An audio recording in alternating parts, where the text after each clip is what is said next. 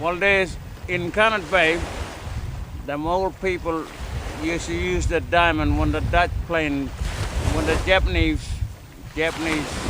shot that Dutch plane down, and there was 2 boxes of diamonds.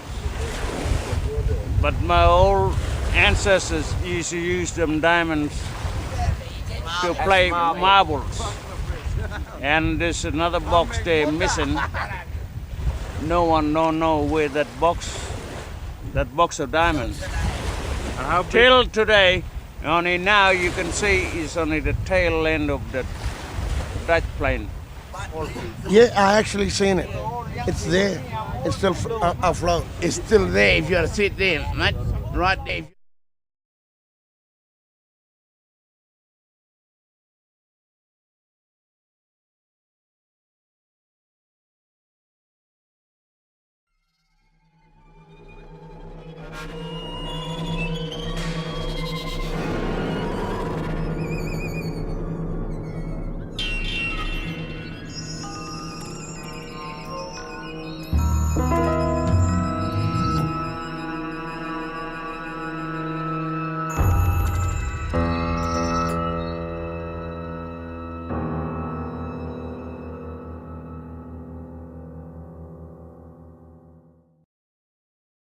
In December 1941, the Japanese attacked Pearl Harbor, as everyone knows, and at the same time launched invasions on a number of countries in Southeast Asia, the Philippines, Malaysia, and the Dutch East Indies, which are now known as Indonesia.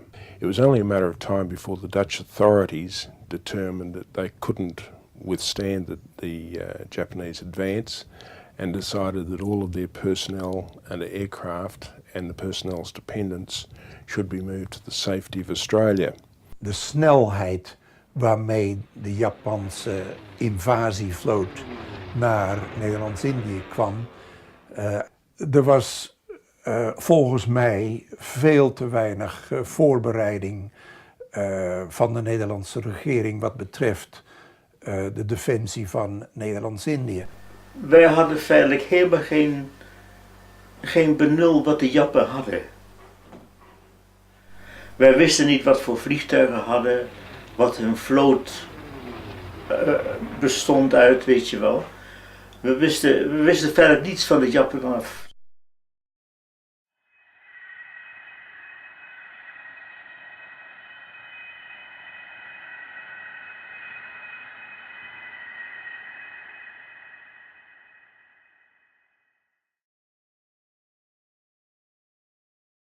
Op Tolling-Agung, dat waren feitelijk sawa's, rijstvelden, die hadden ze onder water laten lopen.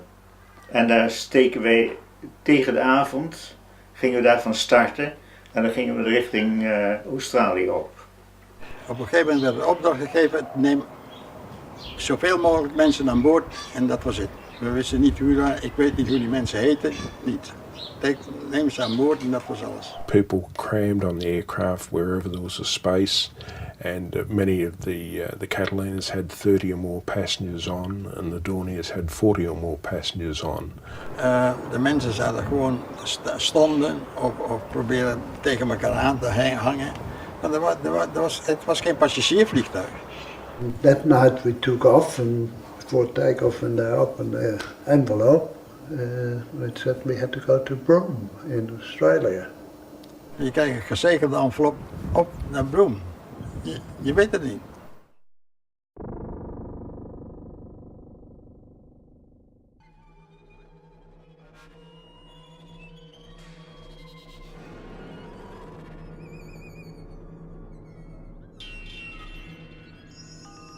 Smirnoff was a Dutch pilot, and he was one of the last ones to leave the islands and to evacuate out here. And he had not a lot of people on board, but there was a lady there with her baby, and about half a dozen people, I believe, on board the plane with him. It was 1 o'clock in the morning, it was wet, it was raining, it was dark, and his passengers were all loaded. He was ready to go, and then all of a sudden a Dutch official came running up towards the aircraft with a small package and said it's essential that this package be delivered to the Commonwealth Bank in Australia. Make sure that it gets there. With that, Smirnoff grabbed the package, he was eager to go, and threw it in the locker behind the cockpit door, and he was off. Captain Smirnoff had not really paid a lot of interest to this packet. He was much more interested in getting his passengers, 12 passengers, to the safety of Australia.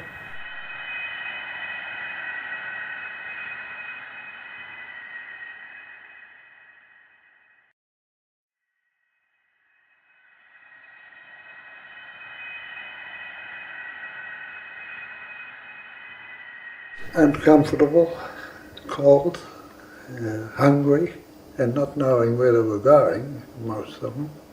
These people had come on board in their summer clothing. They never thought of it would be cold in an aircraft. And, half of them were shivering all the way over. You know, you go a few thousand feet up and it gets still pretty cold at night. We hoorden niets van Broome.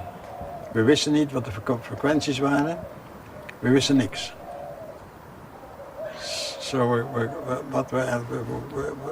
vlogen gewoon op goed geluk af naar Broome. We hadden geen goede kaarten ook van het geheel. Wij vlogen op een atlasje van school. Niet in het begin hoe moeilijk dat was en alles was precies hetzelfde. Ik bewonder in een hoop opzicht die piloten die zo zonder bepaalde kaarten en precies te weten hoe de weersomstandigheden eruit zagen. Ze wisten niet eens de codewoorden die gebruikt moesten worden voor vliegtuigen. Het was alleen maar mogelijk om radiocontact op te nemen als het inderdaad werkelijk nodig was. Als het niet nodig was, complete stilte. Want de Japanners die nemen peilingen van waar je was.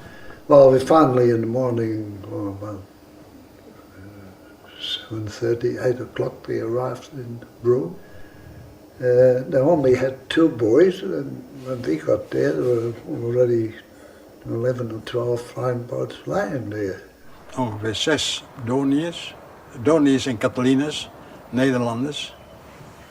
En 2 vliegboten, Empire Airways, Short Sunderland type vliegtuigen en een Amerikaanse Catalina. The tides up in Broome, the king tides, can be a difference of about 28 to 30 foot high and low tide. And at low tide, you sit on the sand.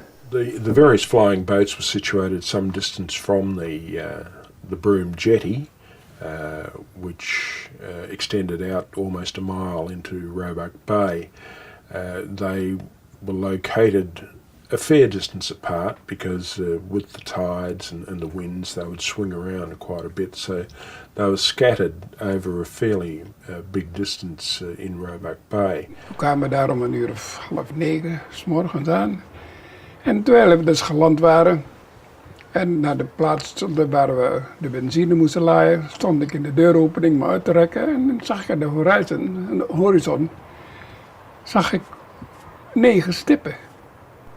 Wij hadden het anker uitgegooid en we zaten te wachten op orders daar. En toen die vriend van mij, Zwart, die zei, Albert, dat zijn jappen. We didn't even know at the time that the Japs were in Timor.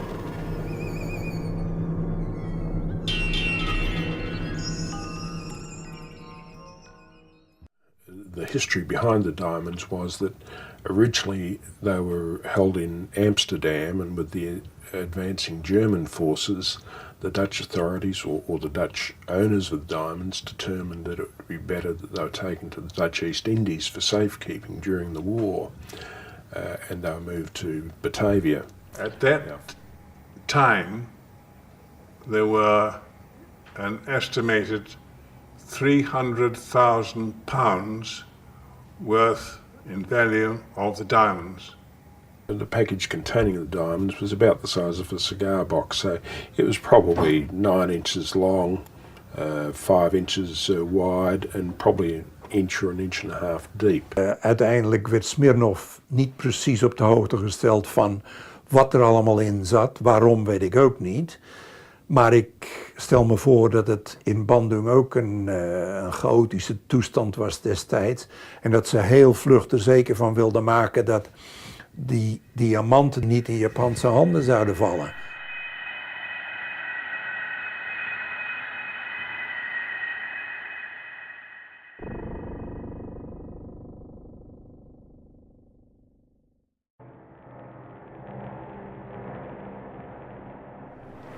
We used to see or hear the Japanese plane coming over.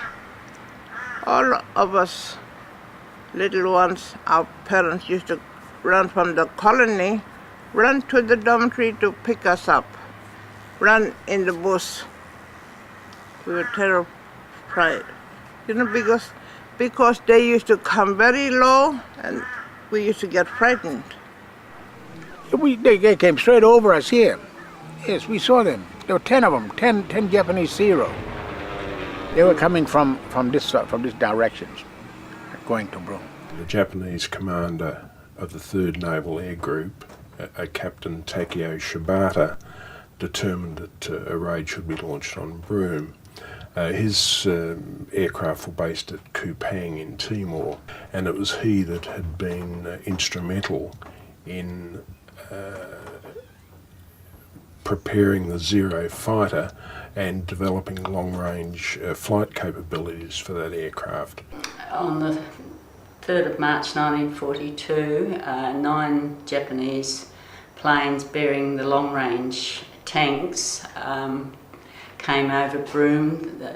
It was thought that the Japanese would never be able to get this far with the Zeros, but with the long-range tanks they did get here. And at that time there were some 20 Allied flying boats on Roebuck Bay and half a dozen or so land-based aircraft on the Broome runway. Ik zag het 9 stippen aan de horizon. En toen zei ik ook tegen die attendant die mij dus ging benzine vullen. Ik zei, is the RAF flying today? Royal Australian Air Force, RAF. No, he said, no. Ik zei, well, I said to him, sound the alarm. And he said, no, he said, no, it can't be. They can't come down south that far. I was looking forward of the aircraft towards the front and talking to a woman there. And she said, have a look behind you there. We've got some fast fighter aircraft here in Australia. So I turned around and looked. I thought, gee, I look familiar. But no, they couldn't be here, you know, the Japs. And all of a sudden, they started to peel off from the formation, and then on the wings you could see the red balls.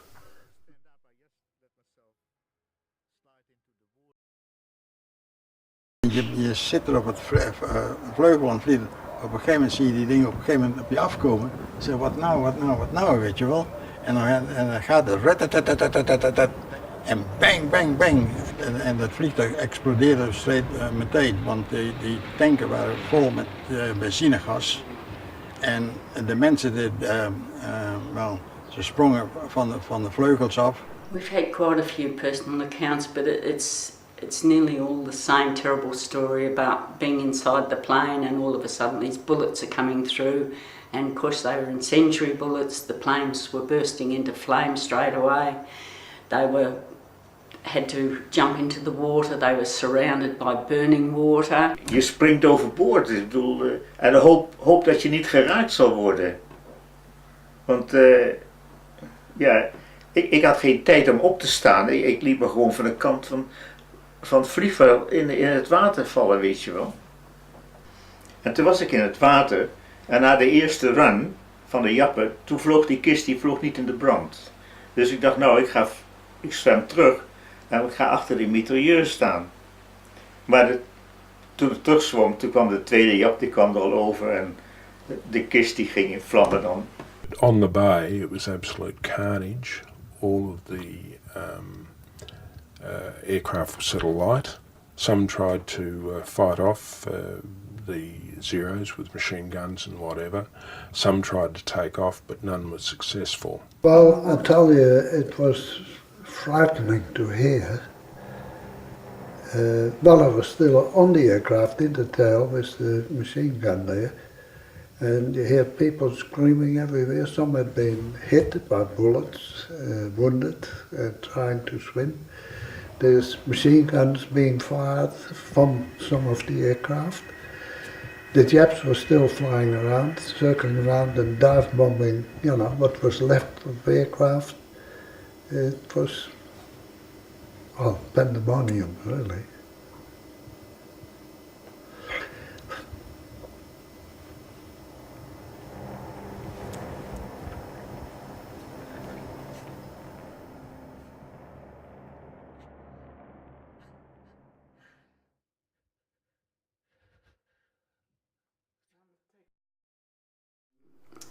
People that were on board have told stories of trying to get out of the burning planes, and the petrol that was the fuel from the planes that was burning on top of the water, trying to swim away from the flames, trying to save their children. It must have been dreadful for any mother that had more than one child with them to try and decide which child you're going to save, the baby which you're going to have in your arms anyway, or the little one that's struggling to swim next to you. So it was a very, very sad situation. There were many heroic acts on that day, people trying to rescue people in the water. But it was obvious that not everyone could be saved, and many people were lost through drowning, as well as through burns and being shot. It was just a chaotic scene.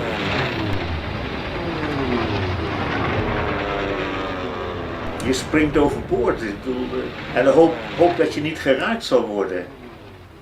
Want ja...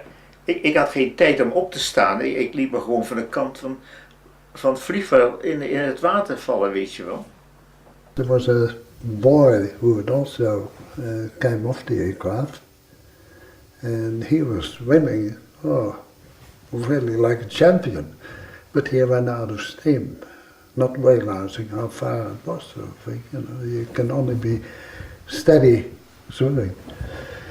And I caught up with him then, and he called out, and I said, I'm tired, I can't swim anymore. And I slapped him across the face. I said, you swim. And he swam. I said, calm, slowly. And he kept swimming for quite a while. And then I could see just all of a sudden he went under. He had it. De kist die ging in vlammen dan. En toen zijn ik later met die zwartste we gaan zwemmen naar de jetty toe. En onderweg kwamen we een vrouw tegen. Dat was haar wreef was weggeschoten van haar voet. En die hebben toen allebei van ons, die hebben aan iedere kant van haar omhoog gehouden. En toen zwommen we ongeveer een kwartier en wij werden ook moe.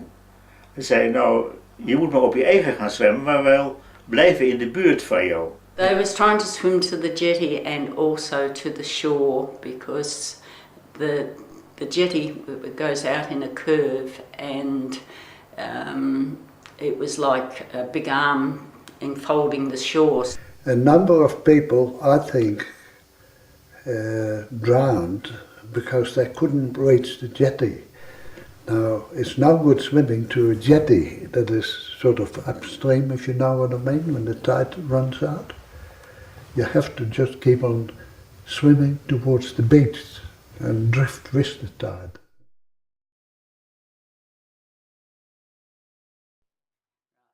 Gus Winkle was a Dutch pilot. He was with his plane at the Broome airport when these Zeros came over and started shooting at the planes. Terwijl zij dus aan de beschieting waren van de haven, heb ik dus mijn passagiers in die culvert, grote concrete buizen die daar lagen vlakbij, heb ik al mijn passagiers ingedouwd. Ik zei, ga in die culverts liggen daar allemaal en ben je tenminste een beetje beschermd nog. Maar dat was de enige bescherming, er was verder niks. En toen heb ik dus kans gezien om samen met Bill Max, mijn telegrafist, om de mitrailleur eruit te halen. En also, Bill Max haalde een box met 400 rounds eruit. En die hebben we dus buiten in elkaar gezet. En toen zei ik tegen Bill Max, go in de culverts toe, Smirnoff. Dus toen ben ik om 1 meter of 10 er vandaan gaan staan. Ik zei, nou ja, ik bedoel, dus ik weet wat er gaat gebeuren. Misschien kan ik wel iemand raken. Niet dus. En ik kon, aangezien ik in die tijd een tamelijk sterke jonge vent was, kon ik die mitrailleur gewoon tegen mijn schouder houden. Met de loop kon ik hem dus in het vizier houden. En ik heb hem een volle beurs gegeven, terwijl hij dus vlakbij was. Ik zag hem zelfs lachen. Maar niet lang natuurlijk. Oh ja, dat was Kudo, sergeant major Kudo. En dat was een hele bekende jachtvlieger. Want die had al diverse overwinningen op zijn naam staan en zo, weet je wel. Dus, maar ja, hij trof het unlucky. The aircraft was seen trying to climb with smoke pouring out of it and crashed into the sea near Broome. It's never been recovered, but the Japanese records show that that Zero was lost to enemy fire. En toen het hele zaakje afgelopen was, vlogen ze in formatie over en gooiden hun extra tanks, hun long-range tanks, gooiden ze neer. En ze openden de cockpit, de groeten en weg waren ze.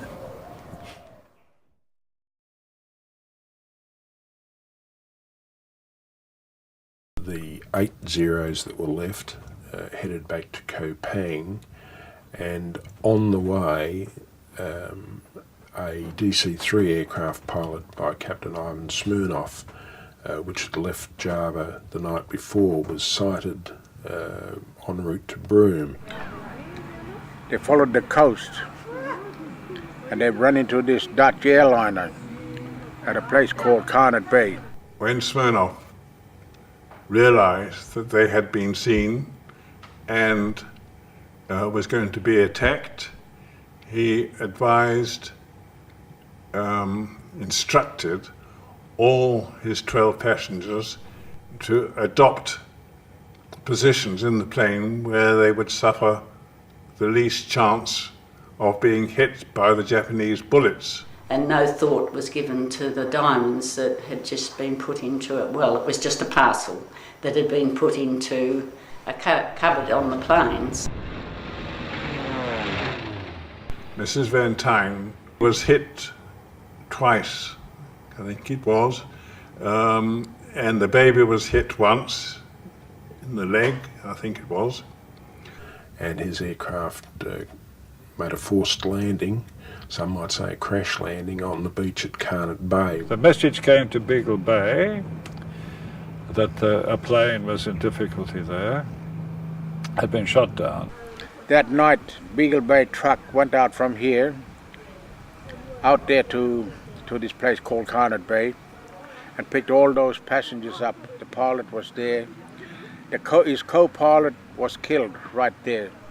It was some 6 weeks later that a beachcomber by the name of Jack Palmer was sailing along the coast between Broome and the Lassipede Islands that he saw the DC-3 on the beach and decided to go and see what he could salvage from the wreck. Dus ik ga naar binnen en die vindt dat pakje, dat sigarenkistje. En hij maakt het open en hij ziet dat daar een hoop diamanten in zitten. He had lots of friends amongst the Aborigines, so he gave them some diamonds because they thought they were very pretty. They used to play marbles with the diamonds and they used to maybe throw it away. I didn't know. They didn't know it was valuable. You know, well, I saw someone holding a handful of it here in Beagle Bay, you know, and my goodness, it looked really good, you know, But we didn't know the value of it. You could see it was in the night, and by Jove, you could see how it was sparkling, Oh, goodness. But we didn't know the value of it, see? All what we know is diamonds. See? At that time, there were an estimated £300,000 worth in value of the diamonds. Jack always seemed to have plenty of money. And eventually he was called to account of how come he had these diamonds. Because he was now in the army, the judge was lenient and said, well, he's joined up, he's doing the right thing by his country, and that's the end of the matter. He was acquitted of the charge. Jack Palmer bought himself a house and a nice car after the war. Diamond Jack went to his grave without telling a soul where the rest of the diamonds were. Er is geld aan uitgegeven, er zijn expedities geweest die er naartoe zijn gegaan. En ze zijn allemaal zonder resultaat teruggekomen. Where the diamonds are, we don't know. Ik geloof dat het altijd wel een puzzel zal blijven.